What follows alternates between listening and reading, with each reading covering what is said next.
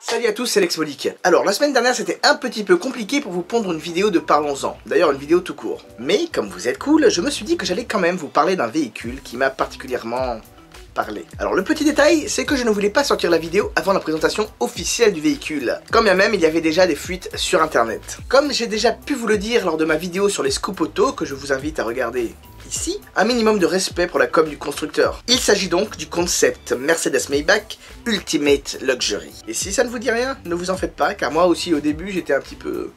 Mais en y regardant de plus près, je pense qu'il y a 2-3 trucs qui vont vous rappeler des choses à vous aussi. Allez, c'est parti!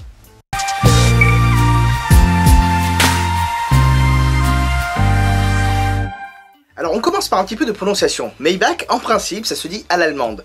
Maybach. En revanche, comme ça racle un petit peu la gorge et que je suis un petit peu malade, pardonnez-moi mais on va se limiter à Maybach. En plus, j'ai un jeu de mots du tonnerre qui arrive bientôt. Au fait, attendez-vous à ce que je dise Maybach un grand nombre de fois dans cette vidéo. Bon alors, tout d'abord, c'est quoi cette histoire de Mercedes-Maybach? Maybach, ça s'est pas terminé en 2013, ça, avec les Maybach 57 et Maybach 62? Vous savez, ces énormes voitures de luxe censées rivaliser avec les Rolls et les Bentley? Oui et non. Car en effet, comme beaucoup de constructeurs automobiles, Maybach a connu une histoire mouvementée depuis sa création en 1909. La marque allemande a disparu en 1944 pour renaître en 2002 et à nouveau en 2015. Et oui, Maybach is back. Je vous avais prévenu qu'il y avait un jeu de mots du tonnerre. Simple mais efficace. Et oui, le groupe Daimler, qui possède entre autres Mercedes-Benz et donc Maybach depuis 2002, a décidé de donner une troisième vie à la marque. Du coup, depuis 2015, on parle de Mercedes-Maybach, et non plus de Maybach, même si tout le monde continue à parler de Maybach. Désormais, Maybach c'est un label de Mercedes. Au même titre que AMG, qui représente la sportivité,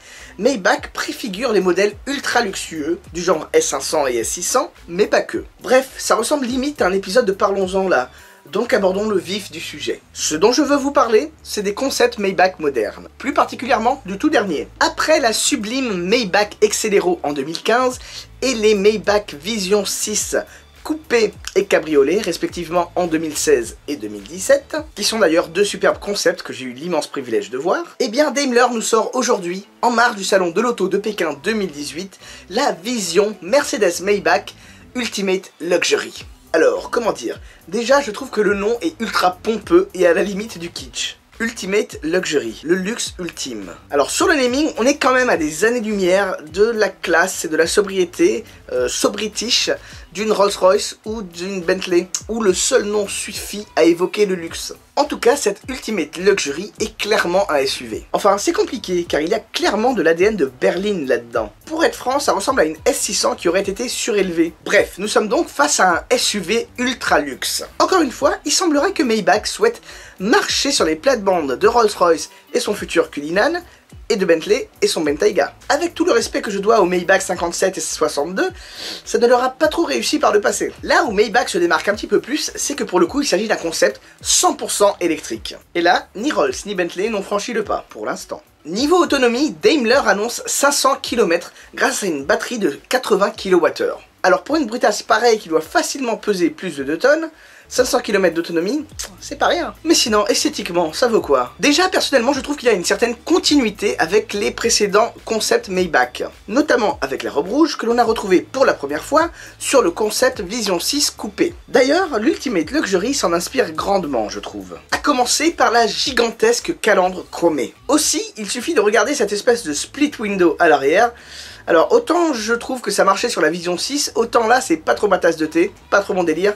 J'aime pas trop l'arrière en gros. Enfin regardez ces feux arrière qui, à mes yeux, bah ça colle pas quoi. À l'intérieur, Maybach fait parler son savoir-faire en matière de luxe. Un luxe qui fait dans le superlatif, mais pas du tout à mon goût. D'ailleurs, l'intérieur n'est pas sans me rappeler celui de la Vision 6 cabriolet, avec cet intérieur blanc ultra salissant et des petites touches bleues ici et là. En revanche, sérieux, on en parle de la surutilisation du cuivre? Non franchement, car autant ça allait très bien sur la carrosserie de la Peugeot Onyx, autant là à l'intérieur...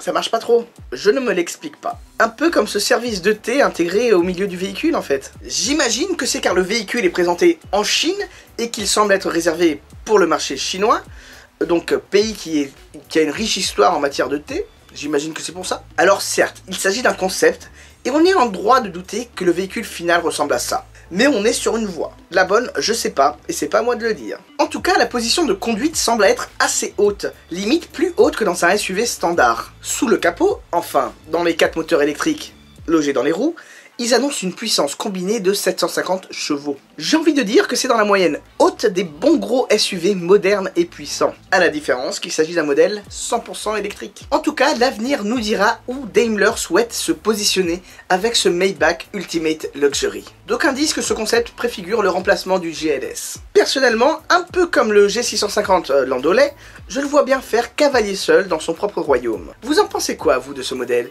N'hésitez pas à me donner vos avis et opinions dans les commentaires. Puis surtout, n'hésitez pas à vous abonner à ma chaîne YouTube, c'est super important. Et de me suivre sur les réseaux sociaux, Facebook et Instagram, les liens sont dans la description. Puis surtout, n'oubliez pas, on n'a peut-être pas la même voiture, mais on a la même passion. Sur ce, je vous dis à très bientôt. Ciao, ciao.